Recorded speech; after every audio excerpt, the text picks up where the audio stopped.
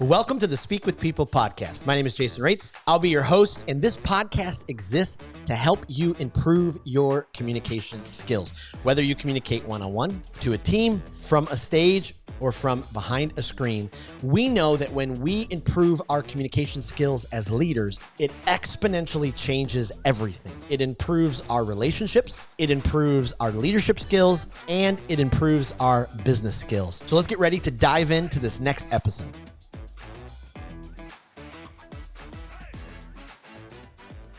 Well, would you like to grow your personal brand? Are you struggling to make your mark on LinkedIn? Maybe you're in this boat. You want to transform your online presence. You want to captivate your audience, and you just don't know how. Or maybe I'll be a little forthright and honest.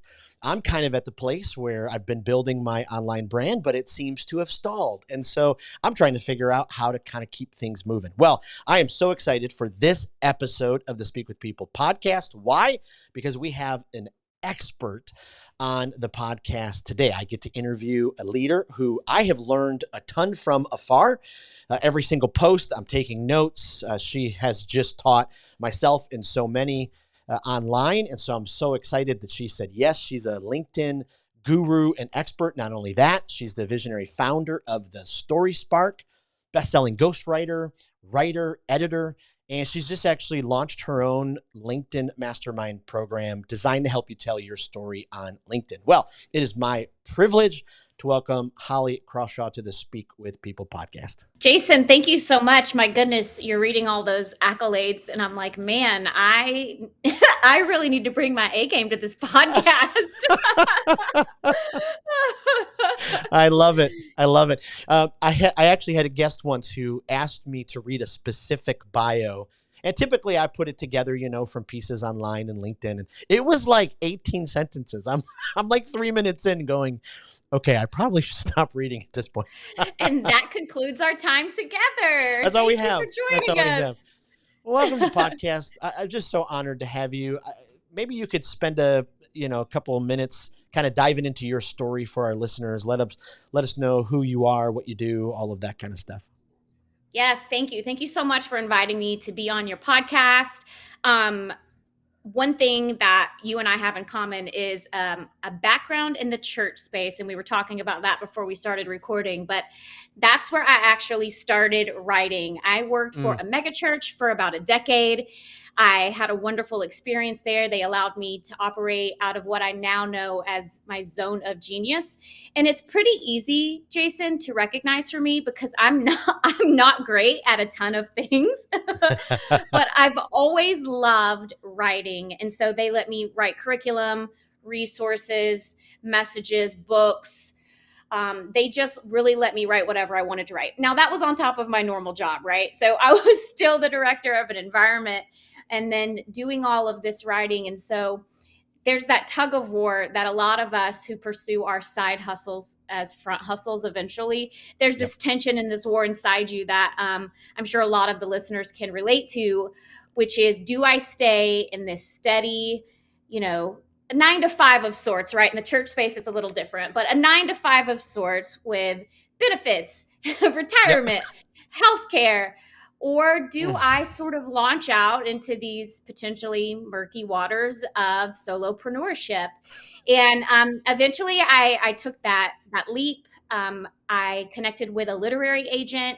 She was wonderful. I wrote with her for about another decade, and I was able to write for celebrities and politicians, Olympic athletes, a lot of really cool, fascinating people who had these amazing stories that I was honored to shepherd and share.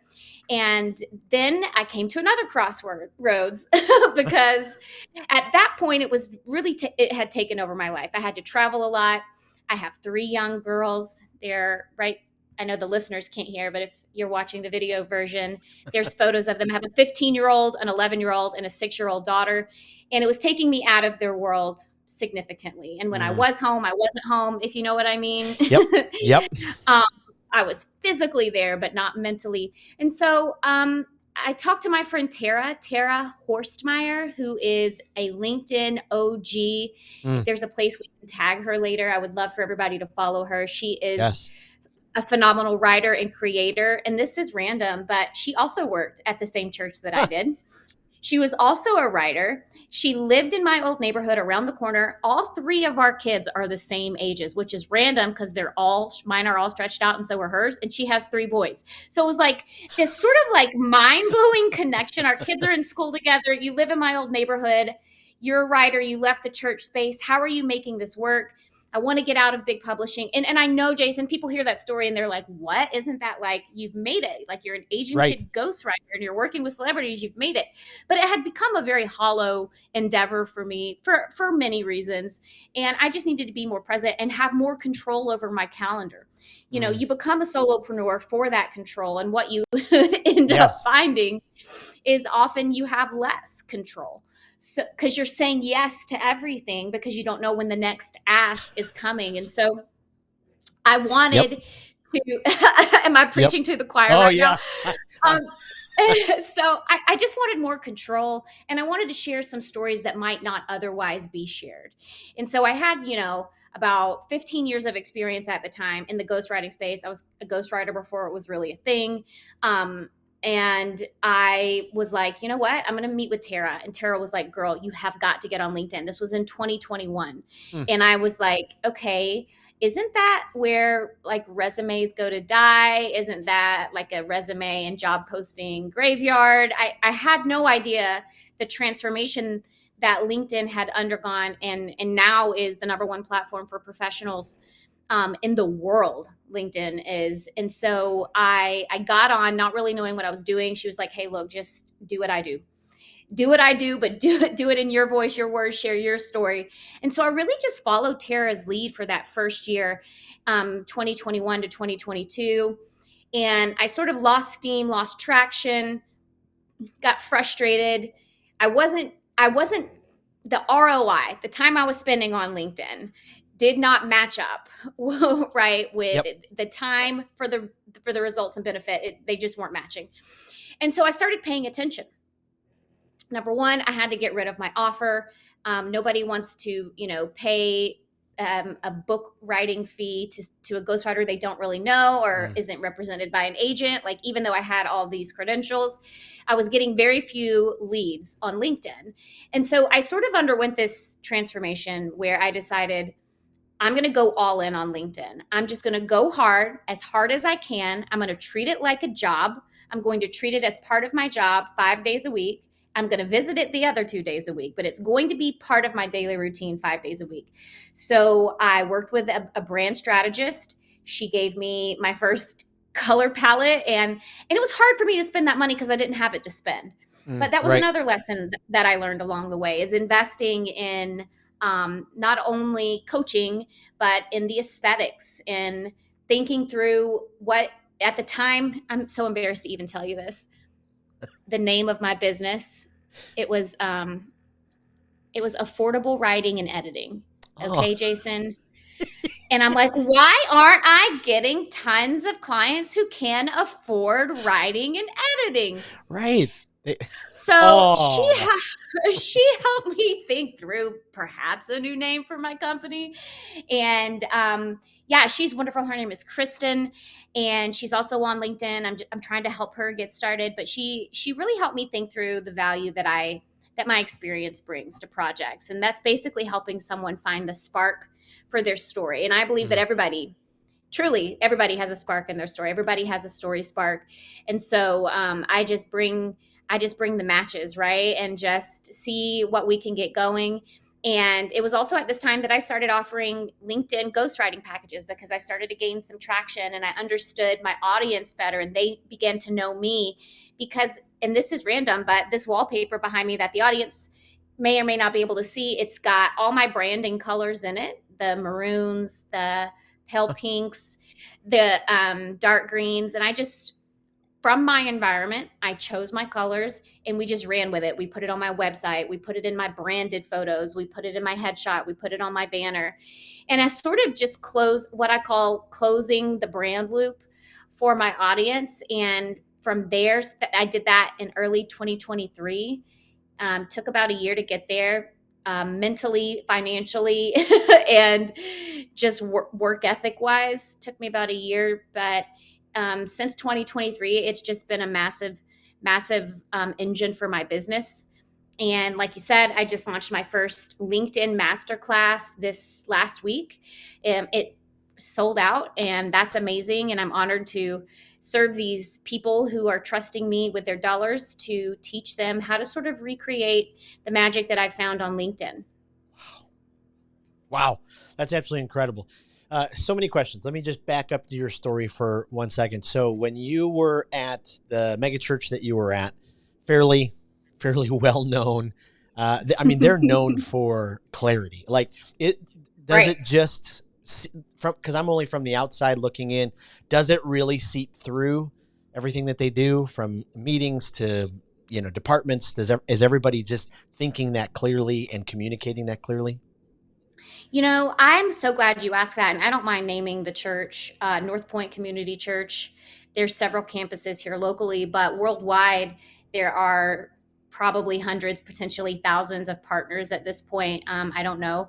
But I started in North Point's early days when it had 2 campuses. I worked at its third. I opened the third campus here in my hometown of Cumming, Georgia. It was called Brownsbridge. And I have to tell you, Jason, it was the most wonderful professional experience. Mm. I had taught high school prior to working there, was a high school English teacher. And I had no experience in the corporate space whatsoever. And when you think about the church world, you don't automatically connect it to a corporate environment. But it was very corporate in the ways that I needed, in terms of teaching me communication, clear and effective communication, in terms of teaching me personal responsibility, talking about guest experience and hospitality and Yes. excellence, over delivering. I learned tons about marketing, about customer service, you want to talk about customer service. Working at a church will teach you customer service. Okay. Yes. Yes. Because they're not angry about the broken toy in the mail. They're angry about their kid's spiritual experience. Okay. Yep. So Yep. the stakes were quite high. Yes. But to answer your question, because humans are broken, just we're broken and flawed. Of course it wasn't perfect, right? Of course, there were disappointments in leadership along the way.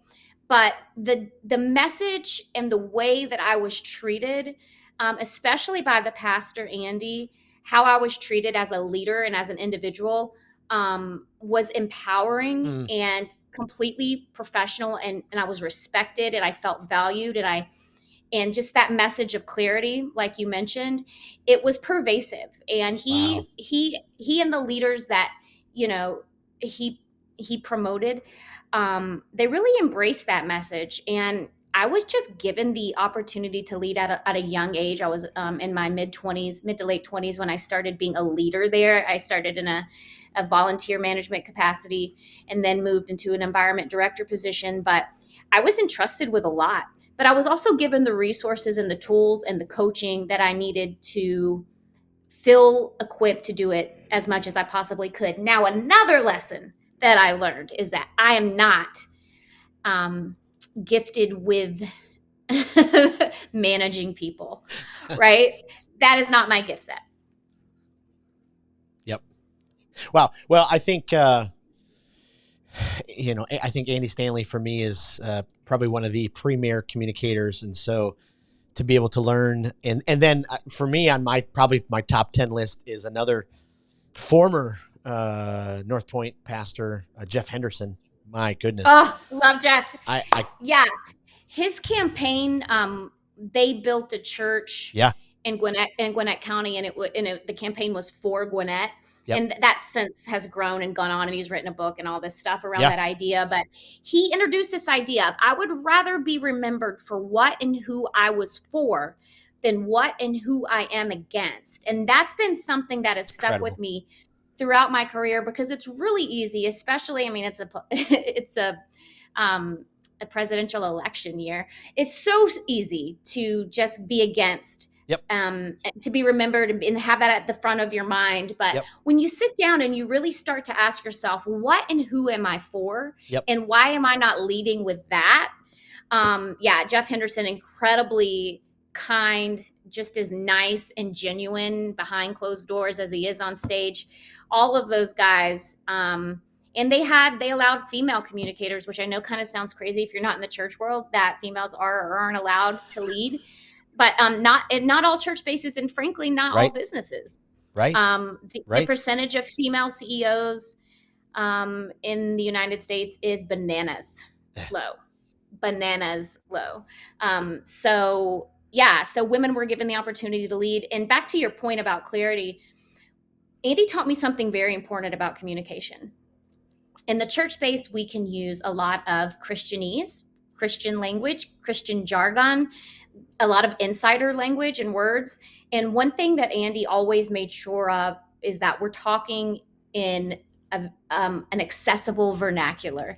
And Yes. I've learned that in writing and communicating outside of the church space, that tendency to sort of use these insider words, it's still there. Yep. And so it's a challenge to all of us when we communicate to make our language accessible. That's another thing I learned about Andy. I've heard, critics of Andy say he dumbs stuff down. He preaches like preschool sermons. But the genius of Andy is that he's taking these incredibly complex ideas and he's making them accessible. He's not dumbing them down. It still has the same meaning. And so I learned a ton about communication working at North Point. Super thankful for my time there.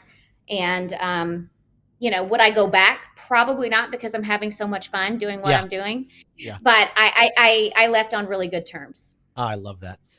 My goodness. Well, you hit on something earlier when you were talking about, kind of the genesis of your early days and figuring out how to help other people. But I have been told so many times over the years, because especially when you're a public speaker and you tell stories from the stage or you tell stories online, people will say this to you: I just don't have any stories like you. There's just no stories.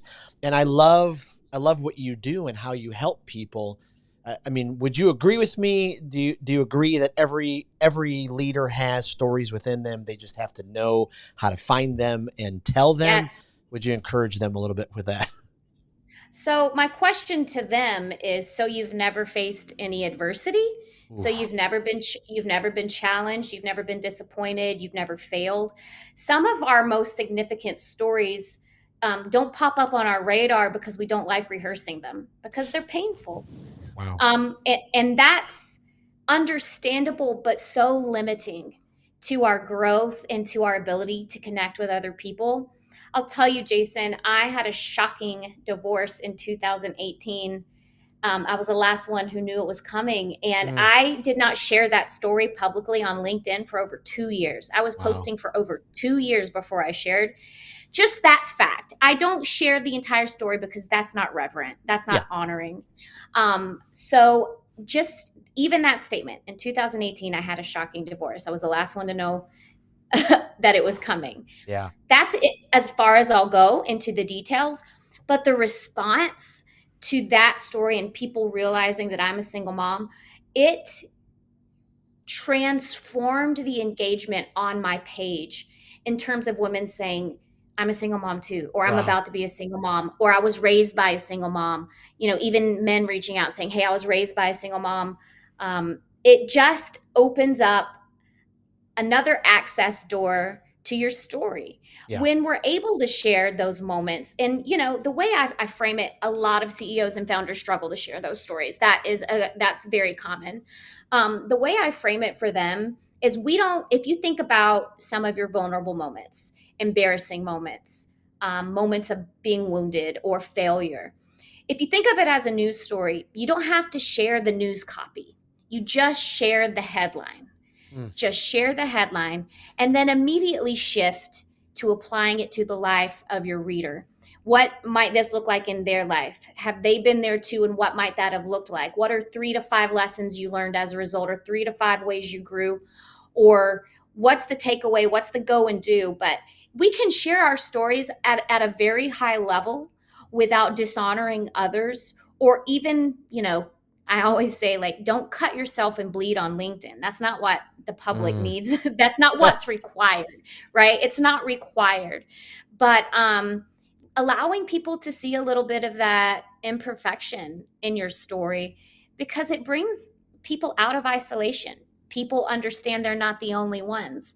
And then they begin to trust you, and they will never buy from you unless they trust you on Mm, LinkedIn, especially. They absolutely have to feel like they know the person behind the screen to get their wallets out and for there to be real connection. Which, if you don't have real connections on LinkedIn, as in friendships that you build over time, you're going to burn out. yeah. So, unless you're able to be authentic and real, you're going to burn out quickly, because it's just going to be this one dimensional place where you come and word vomit and walk away and leave. And if there's no engagement, if there's no consistency, if you're a post and ghoster, which means you post and don't engage, it's going to be an unfulfilling experience that leads to burnout quickly. Wow. Wow.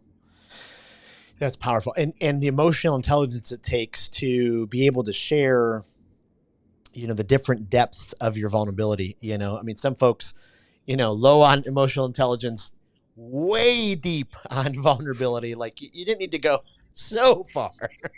So so yeah, that's the other side of the coin. Is you don't have to share the text of that news article. In fact, you shouldn't share the text of that news article. There is, I think of LinkedIn as, it used to be very buttoned up with a suit and tie, and now we're sort of like potentially taking off the jacket and Yep. loosening the tie a little bit. Yep. We're not as buttoned up as it used to be. Yeah. And I think that has done nothing but bring in more people. In fact, the most prolific demographic on LinkedIn is actually quite young, 24 to 35. Wow. So I think more and more of those age people, which is younger than I am. So it brings LinkedIn new life, new ideas, new communities, and it's just a diverse community of people that you would otherwise not have access to their knowledge or their life experiences. And so I found it enriching. I've learned a ton about business on LinkedIn, a Yep. ton. Yep. I do love on LinkedIn. You get the connection request and immediately you press accept. And then they pop up in your messages. Would you like to grow your podcast? I can get you 10,000. I'm like, come on. So I wrote this post yesterday. And it was what the mall kiosk workers teach us about how to use DMs. Mm, And essentially, it's like when you go to everybody remembers indoor malls, right? Like they're not all the rage anymore. I know they're kind of old school, but there's yep. this mall close to my house called North Point Mall, and it is dingy. It has lived a good, long, hard life. But I have all these wonderful memories of growing up there, of going to Gadzooks and Yep. the Sanrio surprise store, hitting up the food court before going to watch a movie. It's just basically like the mall of my formative years. And so I still go there. I still love it. It's still got some great anchor stores. So I was there not long ago, and those mall kiosk workers, and those are the little huts down the center aisle that are like these standalone, Oh, yeah. sort of movable carts. And, they sell stuff like sunglasses, trinkets, gold. Whether it's real gold or not is debatable, but they sell just random crap that you don't need, which is like my favorite kind of crap. Yeah. So I was at the mall, and this guy approached me, and he grabbed my hand, and he immediately starts putting hand cream on my hand. He's like, "Oh, look, you look so much younger. Look at this youthful hand compared to this like old lady wrinkle hand." And I was like, am I in an alternate universe? This is bizarre. And then I thought, but it's the same thing. It's the Yep. same idea. It's the same sell strategy as just popping into somebody's DMs with a hard sell. I'm Yep. going to say this carefully because there's a term for that, but I don't want to be misunderstood. It's pitch slapping. Pitch slapping. Yes. Okay. Pitch with a P, audience. Pitch with a P, slapping. So you cannot pitch slap people and expect a good response. My rule of thumb is this with DMs, and this is to your point.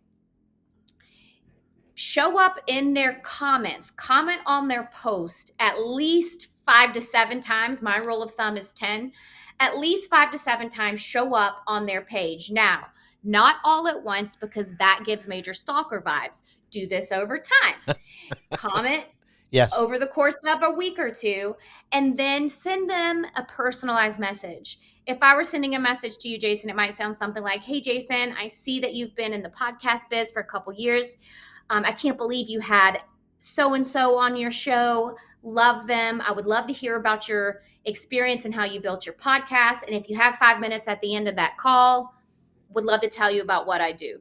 Yep. That is as close as you can get to an effective DM, but you're already in their ecosystem as someone who has given value to their posts and to their profiles.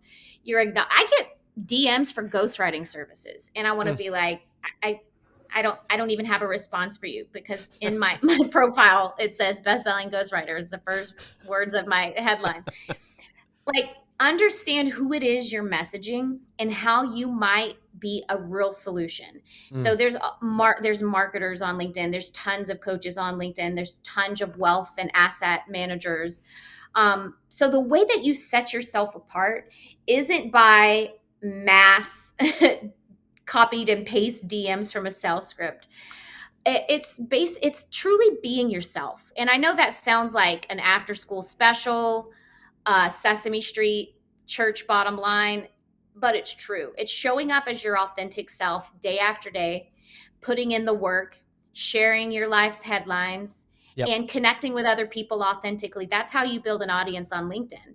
And it's more true for LinkedIn, I found, than any other social media space. And if there were a more effective social media space, I'd be there, Jason, but there's simply not. LinkedIn is 277% more effective for B2B leads than YouTube, Facebook, or Instagram. Wow. That is a stat from Q1 2024. So it's not a place where only the strong survive. It's a place where only the real thrive. Wow. That's how I would say it for LinkedIn. It's people showing up and being themselves and sharing their lives and their professional story. I built in real time. I built, they say build in public. I built in public on LinkedIn. I built the Story Spark publicly, basically saying, like, I have an English degree. I took one business class. The only thing I remember from that business class from the University of Georgia was how to give a firm handshake. You look somebody in the eye and you repeat their name. Like, it served me well when I worked in the church space, but now we're all online. So that's the only business course I ever had. I didn't know what a funnel was. I didn't know how to craft a compelling offer.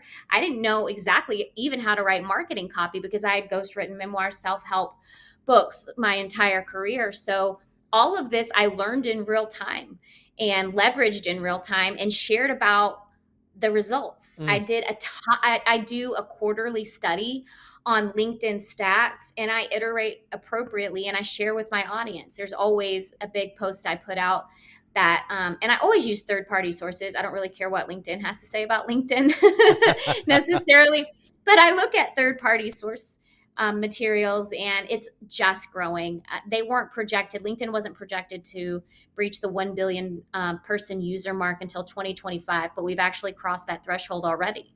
So it's growing at an incredible rate. It's a huge opportunity for people. In my masterclass, my mom is taking the masterclass. My fiance is taking the masterclass.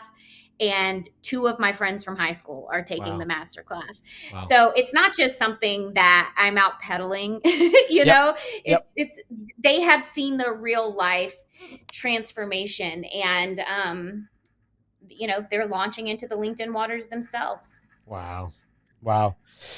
You said something a little bit ago. I had about 7 questions pop in my head, because it was you're just kind of so nonchalantly dropping just incredible wisdom and gold.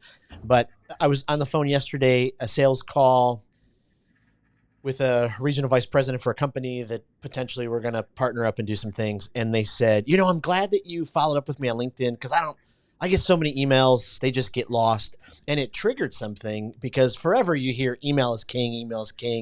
And, probably for once you're in the funnel, those kind of things. But do you think a LinkedIn DM is a stronger cold reach as you're trying to build that relationship with folks than just, the cold email?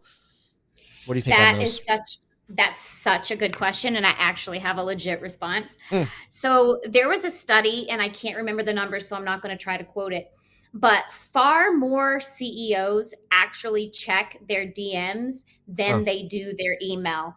You're like 8 times more likely to find your way in front of them versus their assistant if you send them a LinkedIn direct message. So way more CEOs and founders, those C-suite execs, Yep. they don't even check their email anymore. They have an assistant checking their email and filtering it.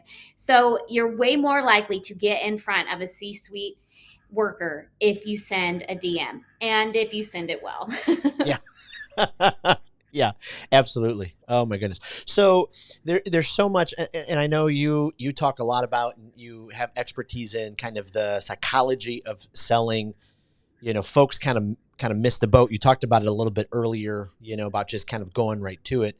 But as you were, preparing to kind of launch your LinkedIn masterclass, what were some of the kind of steps? Could you give our listeners a few of the steps that you took to start to prepare your LinkedIn audience, for what you were going to offer?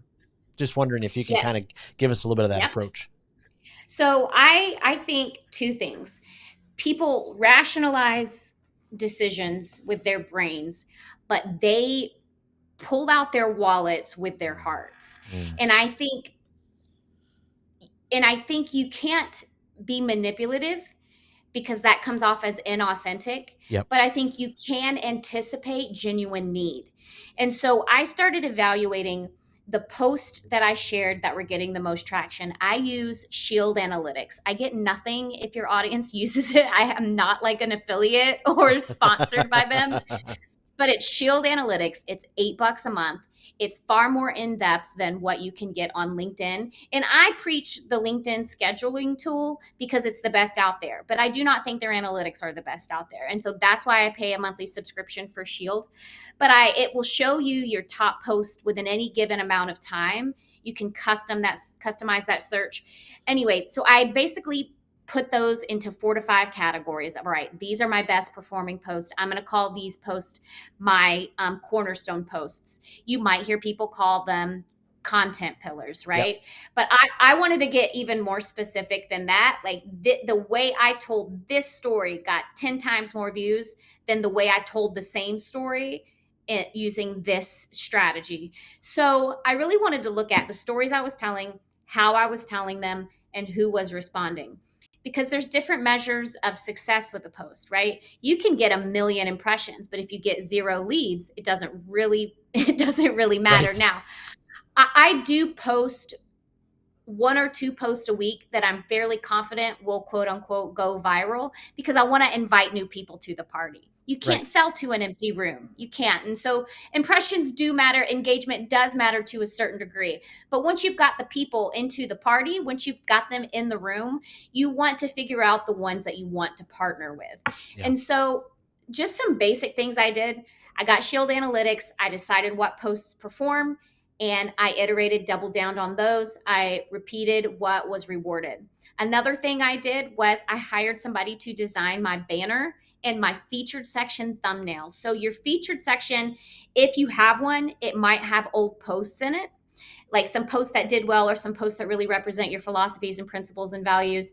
That's sort of the old school way to use the featured section. Now people use the featured section to host a bunch of links. So I have links to my discovery call, which is the first offer I started with. And that's just so I could get to know the people who were following me and hear from their mouths what they needed. Yep. So I opened up discovery calls. I still have discovery calls, by the way. I take 2 a week, but I learn more through discovery calls than any other analytic Absolutely. system or process. Then I created a coaching call offer, and that's like, hey, I need help right now. I don't need a long-term engagement. I just want to buy 45 minutes of your time. Then I have a link to my recent projects and client testimonials. Will those be my featured section links forever? I don't know, but I had thumbnails created that described those 3 offers so that people aren't caught up in a ton of text. Like if you go to landing pages these days, they're beautiful, but they're like paragraphs and Right. paragraphs, and you scroll, it's like all this text. People just want to cut to the chase, right? Yeah. And so that's how you sort of position your LinkedIn profile to function as a landing page, is that you really maximize the real estate of your featured section. So I reached out to a designer named Jane. I adore her. She did my banner. She did the thumbnails for my featured section. And I started posting with branded photos. I hired a photographer. I canceled on him twice because I absolutely hate having my picture taken. I canceled on the dude twice. The third time I rescheduled, I just went ahead and paid the balance because I had paid a deposit. I paid the balance because I knew if I went ahead and paid him, I would make myself show up for that third appointment. And I did. So these photos were just in 1 hour. There was no AC. It was 80 degrees in there. I'm like, my clothes are sticking to me. He's telling me like down to what to do with my hands. It was well worth every penny I spent. Yep. And I started using those photos. They're on my website. They're on my LinkedIn page. They're in my featured section. They're on my banner. And it's this mental cohesion that sort of completes a brand loop, which I mentioned earlier, but it also just makes you look like a professional. Yeah. And if you have a ticket offer that's $1,000 or higher, if your offers are like $1,000 or higher, you've absolutely got to look like you know what you're doing on LinkedIn to be taken seriously. Yes. So it wasn't until all of those sort of aspects of my brand and my page came together that things really skyrocketed. So I would say iterating on posts that did well in the past, which means that there is an experimentation sort of period for a lot of people. I would say up to 90 days, just kind of throw out to the world your thoughts, experiences, values, unpopular opinions, etc., and see what gets traction. A lot of people, LinkedIn ghostwriters will say, hey, you've got to determine your content pillars before you start posting. But that absolutely is counterintuitive to me because you don't know what your audience is going to respond to until you give it something, until you test. Jonathan Cronstead, who's a friend and a client of mine, he is the co-founder of Kajabi. He calls it the essential blend of the artist and the entrepreneur, because an artist creates out of their own passion, out of their own vision. They create whatever they want to create, and they take it to the world and they say like, hey, here's my art, buy it or not. Versus an entrepreneur who is only focused on solving a problem. So this essential blend of the artist and the entrepreneur creates like a magical intersection for your audience, where something that you're creating and talking about and sharing is intersecting with a real felt need out in the world. And that's where the magic happens on LinkedIn. It's that I call it the magical intersection. But I had no idea what my audience would respond to. And I was sharing like 5 tips on editing, 10 things I learned as a writer. And those would get some traction, but not nearly as much as my stories, which were like, hey, unpopular opinion, work-life balance is a myth. There's no such thing. Until I started really sharing, like peeling back like a few layers, that people started to respond. And so I found my magical intersection. And now I can post some of those sort of basic posts that you might read on anybody else's profile. I can share those and infuse them with my story. But one thing I just want to say, this is really not a part of the answer to your question, but if you can Google something and understand the response within 15 seconds, it's not post worthy, because you've absolutely got to infuse these educational posts, even these opinion posts, with some of who you are and what you think in your experience, or it's just like a chat response, right? Like a GPT response. It's no better than that. So I would just really emphasize the importance of bringing your story to every post that you share. Iterating, looking legit on LinkedIn aesthetically, and honestly, finding people who are at the same stage as you. So I started talking to, I would say 5 to 6 other contributors who I notice showing up every day in my space, like direct competitors, right? And we reached out. I didn't reach out to all of them. Some reached out to me. We made these connections and we really started sharing best practices. And I would encourage anybody on LinkedIn, especially if you're just starting out, or if you're trying to sort of restart your progress, I would encourage you to reach out to people in a similar season of LinkedIn.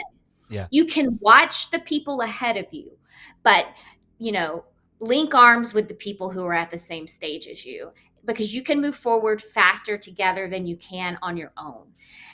That's true in life in general, but it's especially true on LinkedIn. And we've cheered for each other and supported each other and, bounced ideas off each other.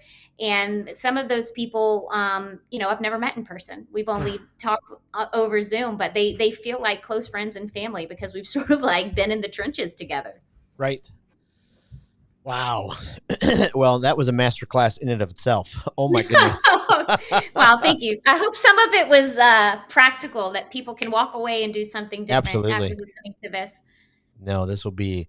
Yeah, I've already taken 2 pages of notes, so this is fantastic. I know our listeners are gonna do this. Let me ask you just a couple of. We'll get to some rapid fire questions here in a second to finish up our time, but just as we close up this conversation, I noticed your post. The storytelling is out of this world. Lots of personal pictures. Do you recommend that for people? Do you recommend, if you're telling a story about a barn, Yeah. show a picture of a barn, that kind of So thing? this is sticky. This is sticky, right? This is a hot debated item Uh on huh. LinkedIn. And here's my answer. The algorithm likes it. Yeah. And you can cuss the algorithm up one side and down the other and still not show up in people's feeds Yep. because you're not aligned with the algorithm.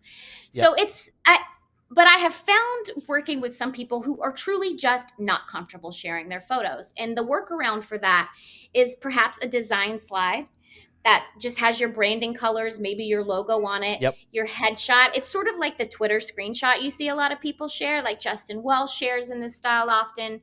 Matt Gray's been known to share in this way as well. But it's sort of just a branded slide. It has your brand colors, like I said, your logo, but your headshot and your name and just sort of a reflection of whatever your headline is, and a quote from your post on it.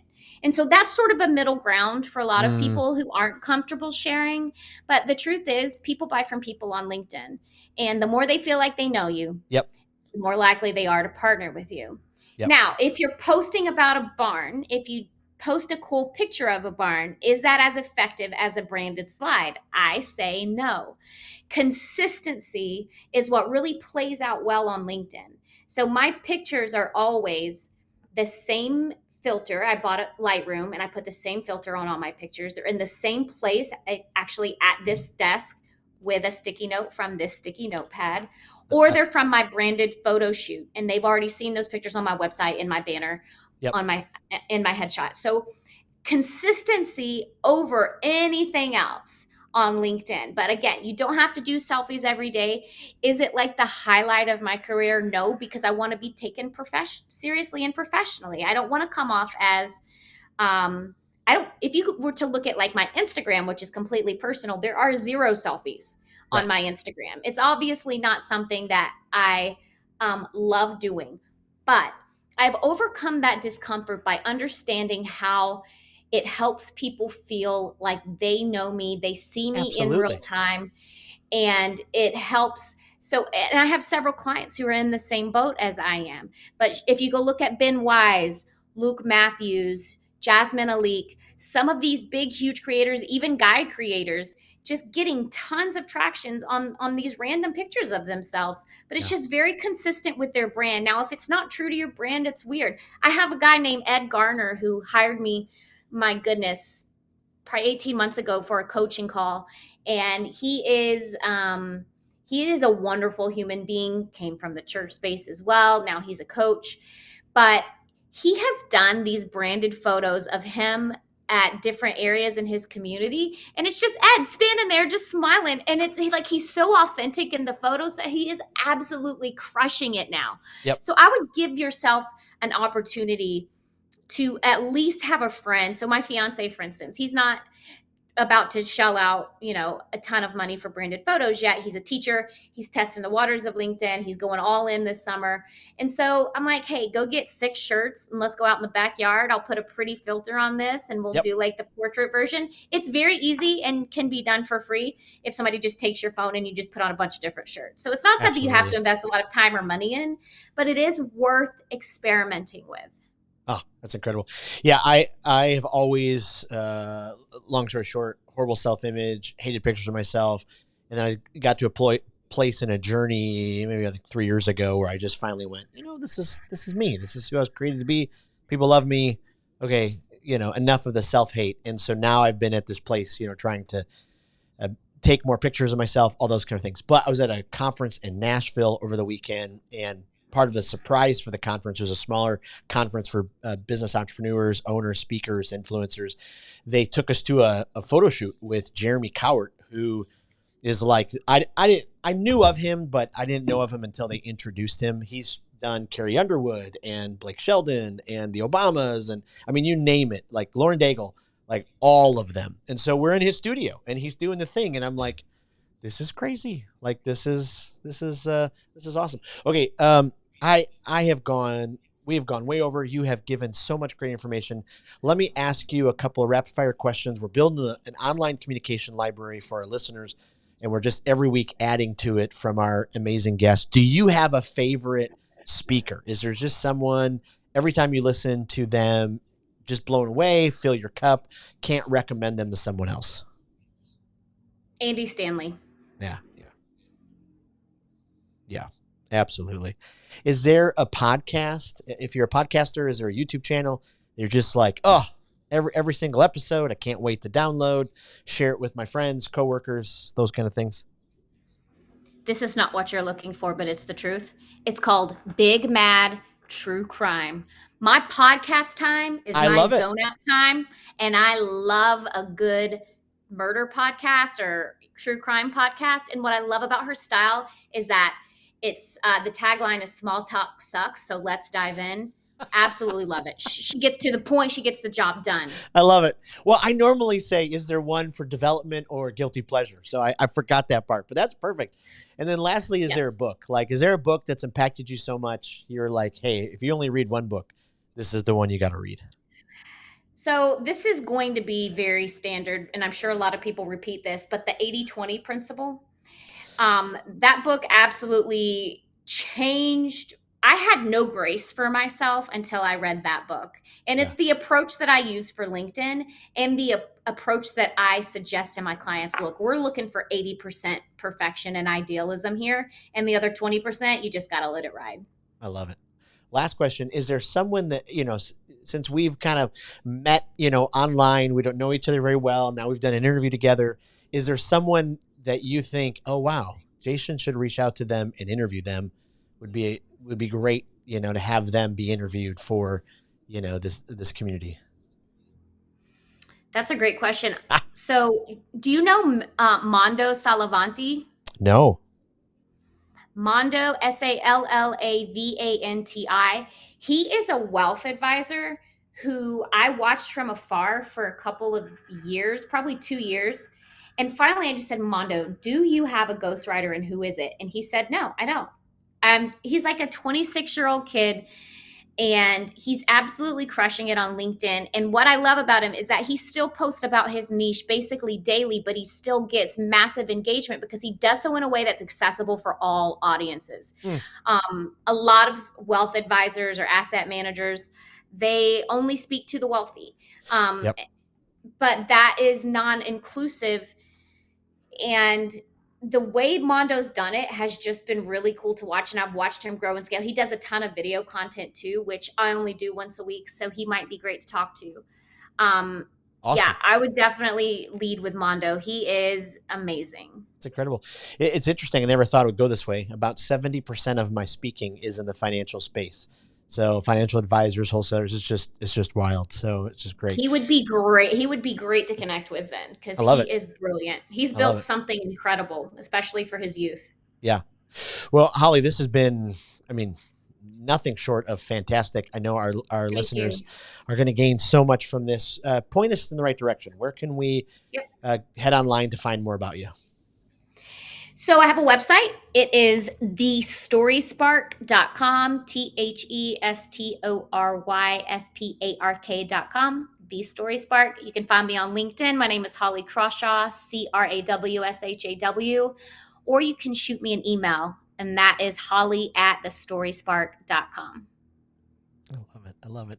Well, thank you so much for your time. Appreciate it. And I just can't wait to see what's next on your LinkedIn page. Appreciate you teaching us about personal branding and walking us through it, and so value the wisdom you gave us today. Thank you so much, Jason. It was an honor to be here. I appreciate it. Well, thank you for joining us on another episode of the Speak with People podcast. We hope that you were encouraged. We hope that you were inspired and challenged to improve your communication skills. I want to thank you again for being a part of the Speak with People podcast community. Make sure you don't miss out on being a part of the Speak with People Facebook community group. Just head to Facebook, type in Speak with People, scroll down and join our community, because every single day we're encouraging each other, we're helping each other to improve our communication skills. Thanks again, and we'll see you in the next episode.